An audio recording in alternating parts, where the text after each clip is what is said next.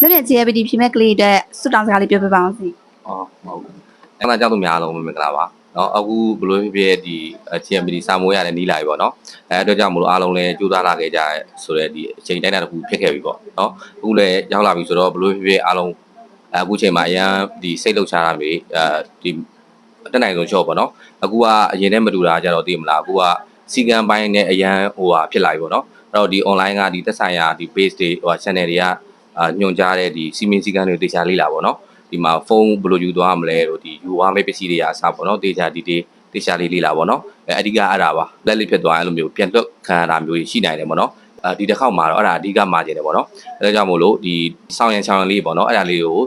online ကဒီတေချာလေးလာပြီးတော့မှတေချာလေးတွားကြပါနော်အားလုံးပဲစင်ပြေပြေနဲ့အားလုံးရောကျူဖြည့်ဆို့နိုင်ကြပါစေလို့ဆုတောင်းပေးလိုက်ပါတယ်နော် လက်ပြန် GLBT ဖြေမဲ့ကလေးတဲ့စွတ်တောင်းစကားလေးပြောပြပါအောင်စီ ဟုတ်ကဲ့ပါကလေးတို့အားလုံးအဆင်ပြေမယ်လို့ထင်ပါတယ်ပေါ့နော်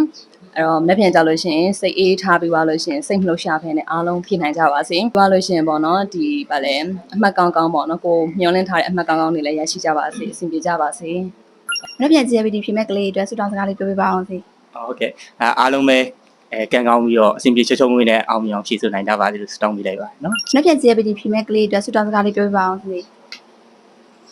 ဘိုင်းတမမှန်ပြီးတော့အမှတ်တရ80တွေပြည့်ပါစေနော်အမှတ်တရ80ပြည့်နေအကြောင်းကနေဆွချပေးပါနော်အဲ့တော့ကလေးကိုအဓိကမှတ်ချင်တာကမလောနဲ့မပြာနဲ့စေးထားပြီးတော့တေချာလေးစနစ်ကြဖြည့်ပါမယ်နော်ဒီဆရာဆရာမတွေတေချာလေးချစ်ပေးတာဖြစ်တဲ့အတွက်နော်အားလုံးပဲခုလက်ကောင်းကြပါစေဗျ